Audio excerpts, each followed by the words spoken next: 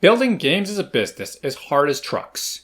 You have to put in a lot of effort, spend money, and somehow get people to buy your game when it is already near impossible to get them to play it for free. If you continue learning and trying to improve, you will get there. Until later, turtles, have a good one. Actually, there's a whole lot more to the story, and you've probably figured out that I'm going to be sharing my 2022 business review. This will include where my year started, a summary of my efforts, and the juicy financial details. There will also be a look into my plans for 2023 and a mini lesson hidden there just for you. Hello, turtles. My name is Tim Bodette, and I am an indie game developer. Hello, Tim. In my last annual recap, I made a fantastical goal of earning more money than I spent on business expenses and the cost of living through the year. While it was closer than expected, I did not earn that much. With the exception of data that I don't share due to NDAs or the respect of others, I made $9,000 during 2022 and spent $7,000 on various expenses, with yet another $14,000 to cover my cost of living. This is a total loss of about $12,000 through the year. More financial details follow after a quick summary of my 2022. Rally of Rockets. Near the end of 2021, I began working to bring Rally of Rockets to life with Ultimate Games, who was building a browser-based social gaming platform. This was very exciting, and I finally returned to the game I put on hold nearly 3 years before. The platform Ultimate Games was building solved many issues, as my game was online multiplayer, and the sponsorship deal reduced my risk enough to jump on. It was a challenge, though. The old project had a mind of its own, and it was very difficult to find the exact game idea to work through. In January, I discovered Keep Away as a reverse game of tag. Instead of being it and chasing the other players around, the objective was to keep hold of a golden trophy while all the other players chased you. This solved the issue of the person who was it disconnecting, because in that case, how does the game assign a new You're It person in a fair manner? Winter expansion for Eggcelerate. Built into the deal with Ultimate Games was giving myself time and opportunity to work on an Eggcelerate expansion through February.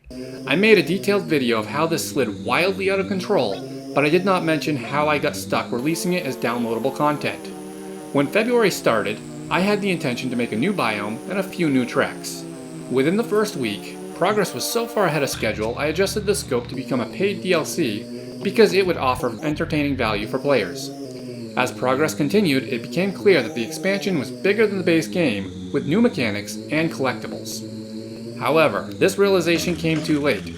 The release date for expansion was already set and announced in marketing materials. This prevented me from creating a standalone game because Steam requires a minimum of 2 weeks is coming soon before a game can be released. As of December, I made the expansion into a standalone game, and we'll see how that works out going forward. Mistakes are going to happen, and I'm going to do my best to accept that, learn from them, and move on. There is another attempt to bring Eggcelerate franchise forward happening right now with Eggcelerate to the Tropics. The content and feature development will proceed through January and February, with marketing and releasing the game in March. Follow now on twitch.tv/TimBodette, where I stream my business efforts every weekday. Cancelled project. After the winter expansion, Rally of Rockets development continued until mid-summer, where Ultimate Games pulled the plug.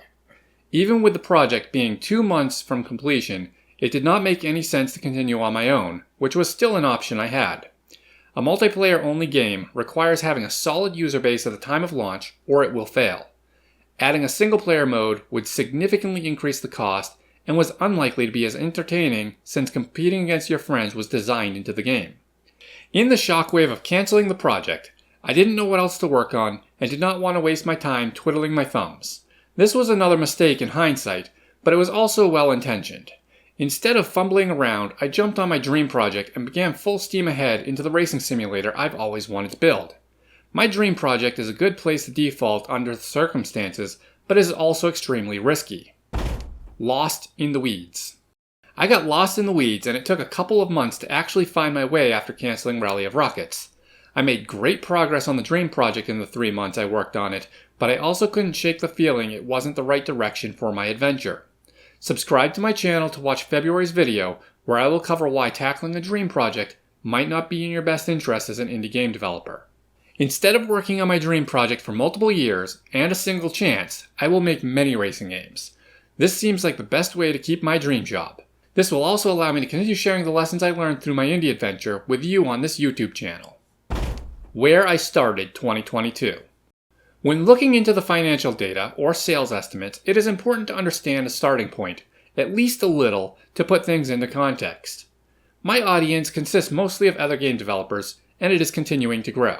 YouTube started the year at 1,500 and doubled to 3,000.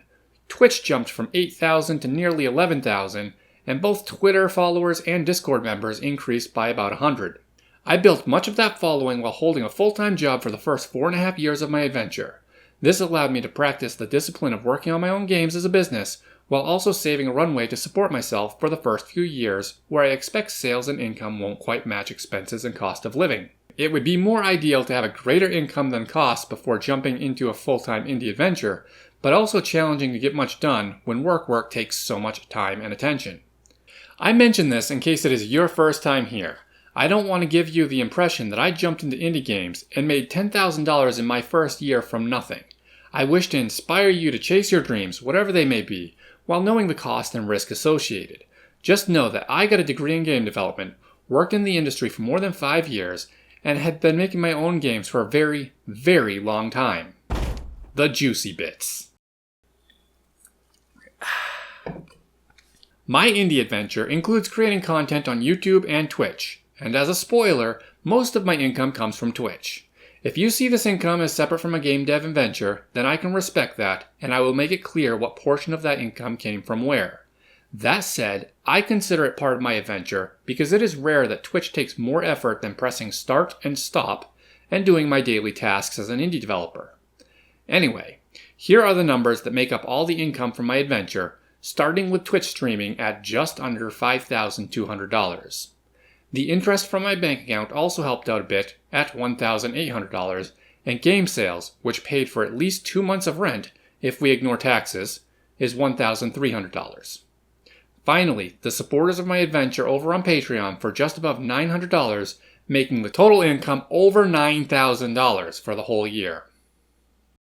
That would be amazing if it were profits, but I spent a lot of money during the year, including building a new PC to fix issues I was dealing with.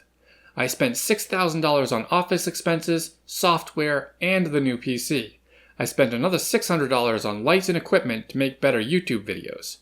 I grabbed a couple of assets and hired a couple of contractors for Eggcelerate to the North Pole, costing well over $250, but I can't share those details. Finally, a bunch of other projects make up the long tail, with another $100 totaling $7,000 on the various business expenses. This is great, right? I made money. While income was more than business expenses, there is also the cost of living to consider. I lived a very frugal lifestyle during the year to reduce this as much as possible and paid myself a measly $14,150 to cover those costs through the year. I obviously missed my 2022 goal of more total income than total expenses, but as I've hinted, this was expected. It was a dream goal, a hopeful target. One of the lessons I learned in the last year was that not all goals need to be all or nothing. A good goal can be measured and compared against the target, but in certain situations, moving toward a target is successful enough. Shoveling snow, mowing lawns, or baking cakes is a different business model than selling games. You can only get paid once for each cake you bake, whereas with a game, sales can continue to trickle in years later. This makes it slower to start up a business in games, and that is ignoring that creating a game takes longer than any of those services. Just keep moving in the right direction, aiming to make each next game better than the last. Before jumping full-time, I made sure to have a multi-year runway to build multiple games. While I have the same target in 2023, to make more money than I spend, success will be measured by getting closer than I was this last year. Experience the life of building games as a business in the Sunday Shift starting January 8th. I will take an idea from concept to release over 12 Sundays so you can watch the whole process from start to finish and learn how to leverage tools and decisions for maximum efficiency. The Sunday Shift will be live on Twitch TV/Tim Bodette every Sunday starting 7 a.m. Eastern, so get inspired and motivated to work on your own games. Please share this video with others, do the thumbs up and subscribing thing, and or leave a question below. It may get answered in a future video. Until later, turtles, have a good one.